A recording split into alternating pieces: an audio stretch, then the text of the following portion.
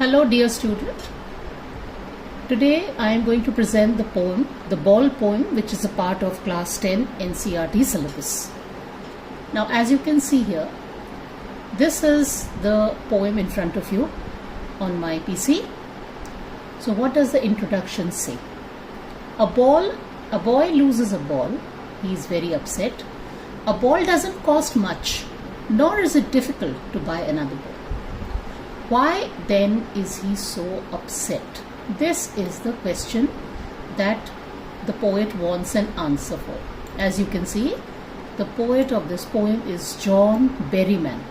Okay, and we are told to read the poem to see what the poet thinks has been lost, and what the boy has to learn from the experience of losing something. So we will be talking about, we will first read the poem, we will do it line by line, and we will also think about what is the rhyme scheme, what are the poetic devices, and whether it is in free verse or whether it has a rhyme, okay, and what is the message and theme of the poem. As far as the theme is concerned, it is about losing of a ball. Right? The boy loses a ball, and this is what the theme is. Let us see. So I'll start doing it line by line, and where I think that this is important, I'll be highlighting it, so it will be easy for you to follow. What is the boy now who has lost his ball? Right? So obviously the boy has lost his ball, and what is he to do? That is, now that he has lost it, what is he going to do? I saw it go merrily bouncing down the street, and then merrily over, there it is in the water.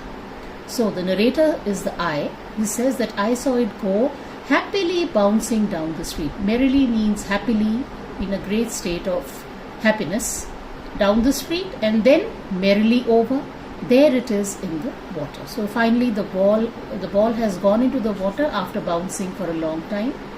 Merrily, merrily, these words, as you can see, they have been repeated. This is an example of repetition.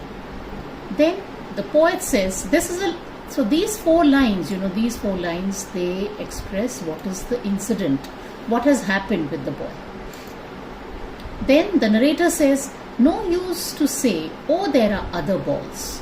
Oh, there are other balls is written within single inverted commas, to show that what generally adults say to the child when they lose something. They say, okay, there are other balls, maybe we'll get you another ball.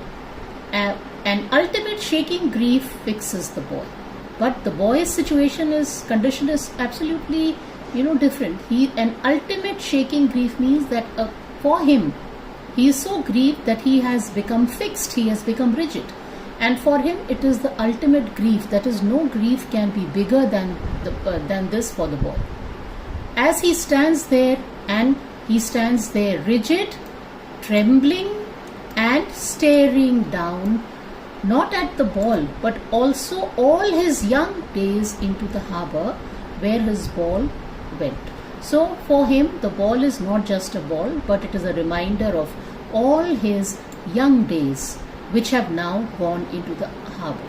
Young days, here we can understand this by saying that it is, the ball was a reminder of all the memories of his young days that are now not there anymore. Then what is the reaction of this is the reaction of the boy. So now let us see what the narrator's reaction is. He says, I would not intrude on him. Intrude means I would not offer him any consolation whatsoever. I would not intervene in his experience of this loss. A dime, another ball, is worthless. Dime means 10 cents. He says, if I say that, okay, if I give him a 10 cents, or I say that, okay, I'll give you another ball, that will be worthless for him at the moment, because he is so deeply engrossed, deeply drowned in this loss and the sorrow which he is feeling because of it.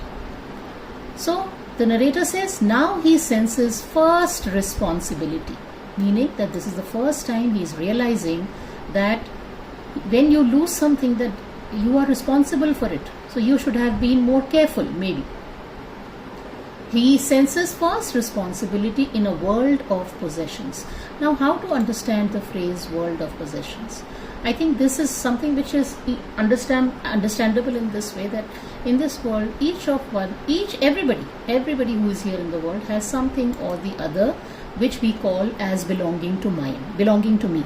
We have all got belongings. So that is why world is called the world of possessions. And the boy is learning for the first time that it was his ball and he should have been responsible for it. Then the narrator, in his own mind, the narrator is saying to the boy, he's not intervening with him, he's not going to him and saying it, but in his own mind he's saying to the boy, people will take balls will be lost always, little boy. Now what does this mean? That he says, this is not the first time that you have lost this ball. There will be other balls will be lost always, little boy. You can see the repetition of balls. This is an anaphora, example of the poetic device called anaphora. He says sometimes people will take your balls away, or in other cases due to other reasons, other balls will be lost, little boy. As you can see in this line, there is a lot of alliteration of the sound B, balls, boy. So this is an example of alliteration.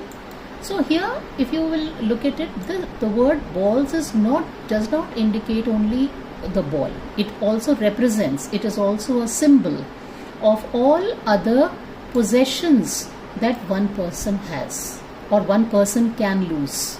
Okay?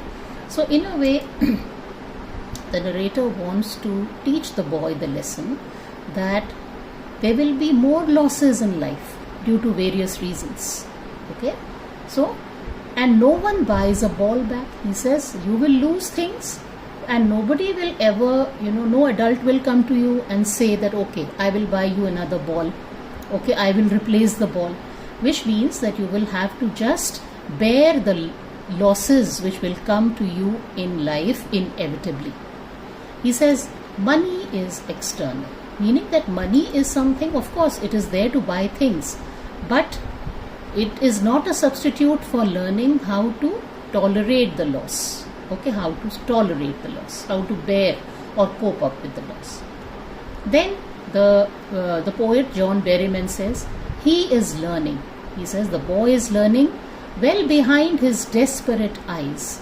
In this case, behind his desperate eyes means that in his mind, in his soul, behind his grief-filled eyes, what is he learning? The epistemology of loss, that is the knowledge of loss. That is, what is it? What do you feel when you actually lose something? Right? Then, and second thing that he is learning is how to stand up, knowing that every man one day must know. He says how to stand up here means stand up, means how to bear, how to be courageous, how to move on even after losing something, or how to take loss in one stride. Knowing what every man must one day know. What is it that every man must one day know? That every man will have to bear some or the other loss in life. It could be the loss of possessions, it could be the loss of loved ones, or it could be any other thing that is very dear to your heart. So, and he says every man has to know one day what loss is, and most know many days how to stand up. And he says most people also learn how to bear the loss. Stand up is, as you can see, stand up is coming here. It is also coming in the third last line. In a way, it is also repeated. So most people have to know how to bear the loss, and most people also have to know how to stand up to loss, how to see loss in the eyes, be courageous, be brave, take loss in its stride, and to move on with life. Okay, so here some poetic devices. Merrily bouncing. The ball, if it is merrily, it is showing the quality of merrily, it is personification.